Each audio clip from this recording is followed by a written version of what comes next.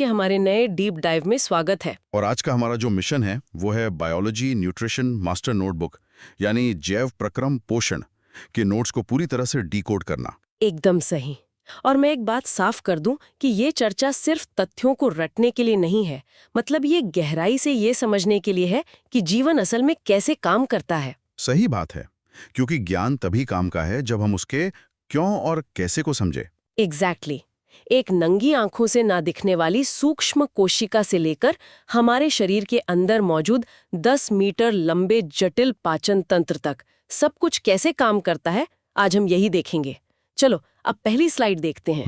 देखते हैं। देखो, इस स्लाइड पर 3D ऑब्जेक्ट के रूप में लेगो ब्लॉक्स की कल्पना करो। जैसे छोटे छोटे लेगो ब्लॉक से एक बड़ा रोबोट बनता है, वैसे ही हमारा शरीर कोशिकाओं से बना है। मतलब कोशिकाएं जीवों की रचनात्मक और क्रियात्मक इकाई हैं, है ना? बिल्कुल। यही कोशिकाएं मिलकर उत्तक बनाती हैं। उत्तकों से अंग बनते हैं, अंगों से अंग तंत्र, और फिर एक पूरा जीव बनता है। और इन सबको मेंटेन करने के लिए जो क्रियाएं होती हैं उन्हें हम जैव प्रक्रम या लाइफ प्रोसेसेस कहते हैं, जैसे श्वसन, उत्सर्जन और पोषण। हाँ, और पोषण का सीधा सा अर्थ है ऊर्जा के लिए खाद्य पदार्थों को ग्रहण करना। यहीं पर टेक्स्ट के आधार पर मेरा एक डाउट है। टेक्स्ट में लिखा है पोषक तत्वों को ग्रहण कर उनका उपयोग करना। तो क्या सिर्फ खाना खा लेना ही पोषण है या शरीर द्वारा उसका अंदरूनी उपयोग होना असली पोषण है? बहुत ही बढ़िया सवाल है। सिर्फ पेट भर लेना पोषण नहीं है। जब तक शरीर उस खाने का सेल्यूलर स्तर पर उपयोग यानी यूटिलाइजेशन नहीं करता, ऊर्जा नहीं बनाता, तब तक पोषण की प्रक्रिया पूरी नहीं होती। इस स्लाइड पर 2 3D फैक्ट्रियां हैं। एक जादुई फैक्ट्री जो धूप से अपना खाना खुद बनाती है, और दूसरी जो पूरी तरह से दूसरों पर निर्भर है। ये पोषण की विधियों की बात हो रही है ना? स्वपोषण और परपोषण। हाँ, पहला है स्वपोषण यानी ऑटोट्रॉफिक।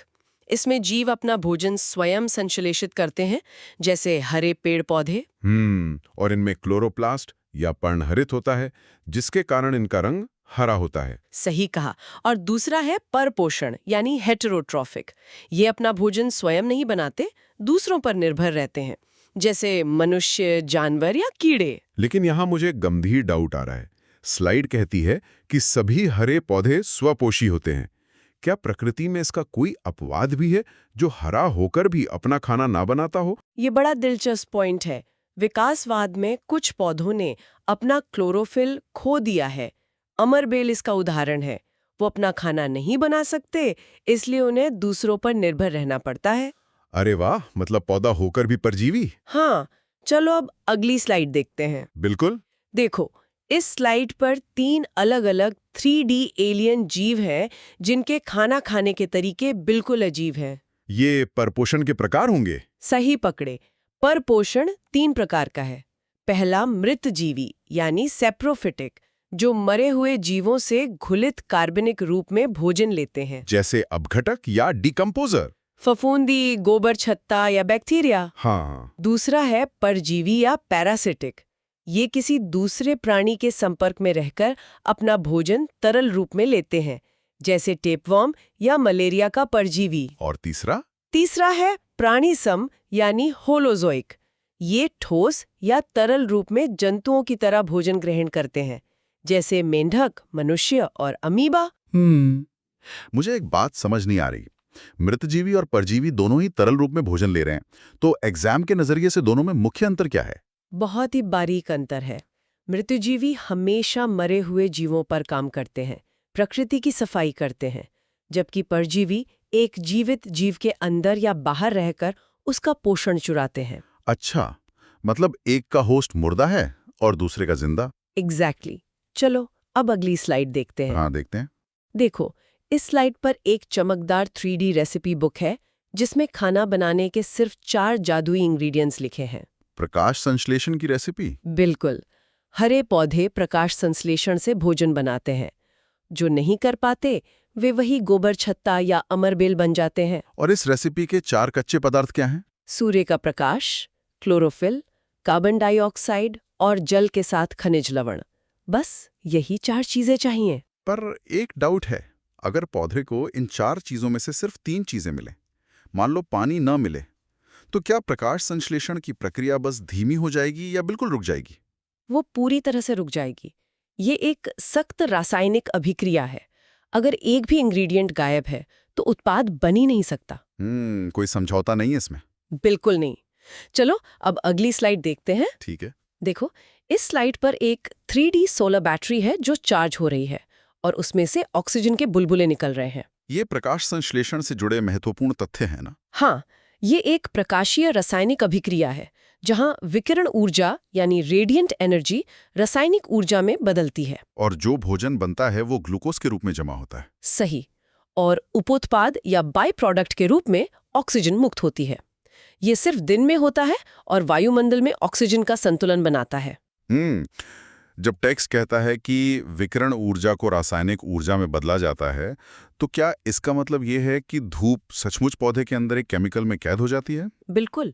धूप की ऊर्जा रासायनिक बंधनों या केमिकल बॉन्ड्स में लॉक हो जाती है, जिससे ग्लूकोज बनता है। जब हम उसे खाते हैं तो हम उसी सूरज की ऊर्जा को ले रहे होते हैं। कमाल है। मतलब हम असल में सूरज की ऊर्जा ही खा रहे हैं। हाँ, चलो अब अगली स्लाइड देखते हैं। आगे बढ़ते हैं। देखो, इस स्लाइड पर एक पत्ते के अंदर का 3D सूक्ष्म शहर है जिसमें छोटे छोटे दरवाजे खुल और बंद हो रहे हैं। ये दरवाजे पक्का स्टोमाटा होंगे। सही पहचाना। पत्तियों को प्रकाश संश्लेषी अंग कहा जाता है और हरित लवक यानी क्लोरोप्लास्ट को प्रकाश संश्लेषी अंगक। और इन्हीं पत्तियों की बाहरी त्वचा में जो रंध्र या स्टोमाटा होते हैं, वो कार्बन डाइऑक्साइड लेते हैं और ऑक्सीजन छोड़ते हैं। हाँ, क्लोरोफिल अणु को प्रकाश संश्लेषी इकाई कहते हैं और ये क्रिया प्रकाशीय और अप्रकाशीय 2 चरणों में होती है। एक खास बात, पौधों का रंग महत्व नहीं रखता, बस क्लोरोफिल होना चाहिए। तो यहाँ एक सवाल है। टेक्स्ट में साफ लिखा है कि रंग महत्व नहीं रखता। तो क्या लाल या बैंगनी रंग के पत्ते भी प्रकाश संश्लेषण करते हैं अगर उनके अंदर क्लोरोफिल छुपा हो? बिल्कुल करते हैं। उनके लाल या बैंगनी वर्णक इतने गहरे होते हैं कि वो हरे रंग को ढक लेते हैं, लेकिन अंदर क्लोरोफिल मौजूद होता है और वो अपना काम लगातार करता रहता है। अरे वाह, ये तो बहुत से लोगों का भ्रम दूर कर देगा। है ना? चलो अब अगली स्लाइड देखते हैं। बिल्कुल। देखो, इस स्लाइड पर एक तरफ एक 3D जेली है जो अपना आकार बदल रही है और दूसरी तरफ चप्पू वाली एक पनडुब्बी है। जेली मतलब अमीबा और पनडुब्बी मतलब पैरामीशियम। हाँ, अमीबा एक सरल प्राणी संपोषी मृदुजलीय एक कोशिकीय जीव है जिसका कोई निश्चित आकार नहीं होता। ये कूटपादों यानी स्यूरोपोडिया से भोजन पकड़ता है। और इसका पाचन भोजन रसधानी में एंजाइम से होता ना? सही। इसका मल निकालने का कोई निश्चित स्थान नहीं है। वहीं पैरामीशियम का आकार निश्चित होता है। इसके शरीर पर सिलियां होते हैं और भोजन के लिए एक निश्चित स्थान होता है जिसे कोशिका मुख या साइटोस्टोम कहते हैं। अमीबा को लेकर मेरा एक डाउट है। चूंकि अमीबा का कोई निश्चित आकार ही नहीं है, तो ये कूटपाद बनते और बिगड़ते कैसे हैं और ये खाना कैसे फंसा लेते हैं? ये बहुत दिलचस्प है। उसके अंदर का तरल पदार्थ जिस तरफ बहता है वो हिस्सा बाहर खींचकर एक झूठे पैर का आकार ले लेता है, फिर वो उस तरल को शिकार के चारों ओर बहाकर उसे फंसा लेता है। मतलब बिना किसी हाथ पैर के भी इतना सटीक शिकार? बिल्कुल। चलो अब अगली स्लाइड देखते हैं। चलिए। देखो, इस स्लाइड पर 8 से 10 मीटर लंबी एक 3D गुफा का द्वार है जहां बहुत सारी मशीनें और केमिकल स्प्रे लगे हैं। अब हम मनुष्य के पाचन तंत्र में आ गए। हाँ, पाचन तंत्र में आहार नाल और ग्रंथियां होती हैं। यह मुखगुहा से शुरू होकर मलद्वार तक जाती है। मुखगुहा में ऊपरी और निचले जबड़े, जीभ और दांत होते हैं। और लार ग्रंथियां भी तो होती हैं? बिल्कुल, 3 जोड़ी लार ग्रंथियां। लार में प्रमुख एंजाइम टाइलिन होता है और सबसे बड़ी बात, पाचन मुंह से ही शुरू हो जाता है। टाइलिन कार्बोहाइड्रेट पचाता है। अगर पाचन मुंह से ही शुरू हो जाता है, तो क्या टाइलिन एंजाइम सिर्फ कार्बोहाइड्रेट को तोड़ता है, प्रोटीन या फैट को नहीं? जी नहीं, एंजाइम ताला चाबी के सिद्धांत पर काम करते हैं। टाइलिन सिर्फ स्टार्च को तोड़ सकता है, प्रोटीन या फैट को नहीं। उनका पाचन आगे चलकर होता है। अच्छा, इसीलिए ज्यादा चबाने पर रोटी मीठी लगने लगती है। सही कहा। चलो अब अगली स्लाइड देखते हैं। देखो, इस स्लाइड पर एक पहाड़ की परतें हैं और एक चौराहे पर लगा 3D ट्रैपडोर है। पहाड़ मतलब दांत और ट्रैपडोर मतलब एपिग्लोटिस। बिल्कुल। दांत के 3 भाग हैं, जड़, सिर और ग्रीवा। भीतर मज्जा गुहा है, ऊपर डेंटाइन है और डेंटाइन के ऊपर इनामेल होता है, जो शरीर का सबसे कठोर पदार्थ है। और वयस्क मनुष्य में 32 दांत होते हैं, इंसाइजर, कैनाइन, प्रीमोलर और मोलर। हाँ, ज्यादा अम्लीयता से दंत अस्थि क्षय यानी कैविटी होती है। इसके बाद ग्रसनी में 2 छिद्र हैं, निगल द्वार और कंठ द्वार। भोजन निगलते समय एपिग्लॉटिस कंठ द्वार को ढक देता है। और ग्रासनली में कोई पाचन नहीं होता। लेकिन इनामेल को लेकर एक डाउट है। पूछिए। अगर इनामेल मानव शरीर का सबसे कठोर पदार्थ है, तो हमारे मुंह का एसिड या अम्लीयता उसे कैसे गला देता है? क्योंकि कठोरता का मतलब रसायनों से बचाव नहीं है। जब बैक्टीरिया मीठा खाकर लैक्टिक एसिड छोड़ते हैं, तो वो एसिड इनामेल के कैल्शियम फॉस्फेट को घोल देता है। मतलब एक सूक्ष्म बैक्टीरिया शरीर के सबसे कठोर पदार्थ को खोखला कर देता है। बिल्कुल। चलो अब अगली स्लाइड देखते हैं। देखते हैं। देखो, इस स्लाइड पर बाईं ओर एक चौड़ी 3D थैली है, जिसके अंदर 3 अलग-अलग प्रकार के नोजल लगे हैं, जो अलग-अलग केमिकल्स छोड़ रहे हैं। ये थैली आमाशय या स्टमक है ना? हाँ, आमाशय उदर गुहा के बाईं ओर है। अग्रभाग को कार्डियक और पिछले भाग को पाइलोरिक कहते हैं। इसकी जठर ग्रंथियों में 3 कोशिकाएं हैं। श्लेष्मा या म्यूकस कोशिकाएं, भित्ति या अम्लजन कोशिकाएं जो HCl बनाती हैं, और तीसरी मुख्य या ज़ाइमोजन कोशिकाएं। ये तीनों मिलकर जठर रस बनाते हैं, जिसमें HCl, श्लेष्मा और निष्क्रिय पेप्सिनोजेन होता है। यही मेरा एक सवाल है। ये ज़ाइमोजन कोशिकाएं पेप्सिनोजन को निष्क्रिय या इनएक्टिव अवस्था में क्यों बनाती हैं? शरीर सक्रिय एंजाइम सीधे क्यों नहीं बनाता? खुद को बचाने के लिए। पेप्सिन प्रोटीन को काटता है और कोशिकाएं भी प्रोटीन की बनी हैं। अगर वो सक्रिय पेप्सिन बनाएंगी तो एंजाइम उन्हें ही खा जाएगा। अरे बाप रे! मतलब ये शरीर की आत्मरक्षा की तकनीक है। बिल्कुल। चलो अब अगली स्लाइड देखते हैं। ठीक है। देखो, इस स्लाइड पर एक 3D एसिड बाथ है, जिसे एक सुरक्षा कवच ने दीवार को जलने से बचा रखा है। ये सुरक्षा कवच म्यूकस है। हाँ, अम्लजन कोशिकाओं से निकला HCl उस निष्क्रिय पेप्सिनोजिन को सक्रिय पेप्सिन में बदलता है। पेप्सिन प्रोटीन को पेप्टोन में तोड़ता है और HCl बैक्टीरिया को मारता है। और म्यूकस आमाशय की दीवार को इस तीज एसिड से बचाता है, क्योंकि रोज 3 लीटर जठर रस निकलता है। सही। लेकिन जब एसिड ज्यादा हो और म्यूकस कम हो जाए तो घाव हो जाते हैं, जिसे पेप्टिक अल्सर कहते हैं। अक्सर भूखे रहने से ऐसा होता है। गैस्ट्रिक लाइपेज वसा का पाचन शुरू करता है और भोजन कायम बनकर छोटी आंत में जाता है। मुझे पेप्टिक अल्सर के बारे में एक डाउट है। लंबे समय तक भूखे रहने से अल्सर क्यों होता है? क्या ऐसा इसलिए है क्योंकि एसिड को पचाने के लिए खाना नहीं मिलता, तो वो पेट की दीवार को ही खाने लगता है? एग्जैक्टली। पेट अपने तय समय पर एसिड निकाल देता है। खाना नहीं होगा तो वो तेज एसिड म्यूकस की परत को तोड़कर पेट की दीवार को ही जला देगा। बहुत ही खतरनाक प्रोसेस है ना? चलो अब अगली स्लाइड देखते हैं। बढ़ते हैं। देखो, इस स्लाइड पर एक 6 मीटर लंबी बहुत ज्यादा मुड़ी हुई 3D पाइपलाइन है। ये हमारी छोटी आंत है। बिल्कुल, ये आहार नाल का सबसे लंबा बेलनाकार भाग है और पाचन की क्रिया यहाँ पूर्ण होती है। इसकी लंबाई 6 मीटर और चौड़ाई 2.5 सेंटीमीटर है। और इसके 3 भाग होते हैं। हाँ, एक दिलचस्प बात यह है कि शाकाहारी जंतुओं में छोटी आंत लंबी होती है ताकि सेल्यूलोज पच सके। मांसाहारी भोजन सरल होता है, इसलिए उनकी आंत छोटी होती है। यही मेरा डाउट है। पौधों का सेल्यूलोज इतना कठोर क्यों होता है कि शाकाहारी जीवों को इसे पचाने के लिए शारीरिक रूप से अधिक लंबी आंत की जरूरत पड़ती है? क्योंकि सेल्यूलोज के रासायनिक बंधन बहुत मजबूत होते हैं और उसे सीधे तोड़ने वाला एंजाइम होता ही नहीं है। उसे आंत में मौजूद बैक्टीरिया धीरे धीरे सड़ाकर तोड़ते हैं, जिसके लिए समय और लंबी आंत चाहिए। अच्छा, इसीलिए शाकाहारियों का पाचन तंत्र अलग होता है। बिल्कुल। चलो अब अगली स्लाइड देखते हैं। देखो, इस स्लाइड पर एक 3D रेस ट्रैक है, जिसके 3 अलग-अलग जोन हैं। ये छोटी आंत के 3 भाग हैं, ग्रहणी, जेजुनम और इलियम। एकदम सही। ग्रहणी यानी डुओडेनम C आकार की होती है और आमाशय के ठीक बाद शुरू होती है। इसमें एक छिद्र से नलिका खुलती है। और इलियम सबसे बड़ा भाग है। हाँ, जहां भोजन का अंतिम पाचन समाप्त होता है और पचे हुए भोजन का अवशोषण या एब्जॉर्प्शन भी इलियम में ही होता है।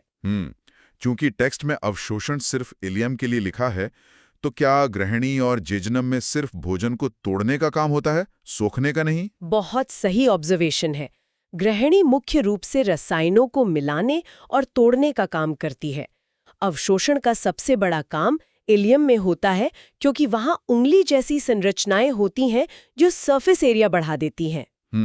मतलब हर हिस्से का अपना एक फिक्स काम है। बिल्कुल। चलो अब अगली स्लाइड देखते हैं। आगे बढ़ते हैं। देखो, इस स्लाइड पर 2 बड़ी 3D केमिकल फैक्ट्रीज है। एक लाल रंग की भारी भरकम और एक पीले रंग की जो अपना केमिकल सी आकार की पाइप में डाल रही हैं। लाल वाली लिवर या यकृत होगी और पीली वाली अग्नाशय यानी पैंक्रियास। एकदम सही। यकृत शरीर की सबसे बड़ी ग्रंथि है, वजन करीब 1.5 किलो। ये पित्त यानी बाइल बनाता है जो पित्ताशय में जमा होता है। पित्त गाढ़ा, हरा और क्षारीय होता है और इसमें कोई एंजाइम नहीं होता। और इसके काम है अम्लीय काइम को क्षारीय बनाना और वसा का पाइसीकरण करना। हाँ, और अग्नाशय पीले रंग की ग्रंथि है जिसके रस में ट्रिप्सिन, एमाइलेज, लाइपेज जैसे एंजाइम होते हैं। ये इंसुलिन भी निकालता है जिसकी कमी से मधुमेह या डायबिटीज होता है। यहाँ एक बहुत हैरान करने वाली बात है कि पित्त में कोई एंजाइम नहीं होता, फिर भी ये फैट को पचाने के लिए पाइसीकरण करता है। ये बिना एंजाइम के पाचन में कैसे मदद करता है? ये डिश सोप की तरह काम करता है। ये बड़े फैट के गोलों को रासायनिक रूप से तोड़कर छोटी बूंदों में बिखेर देता है।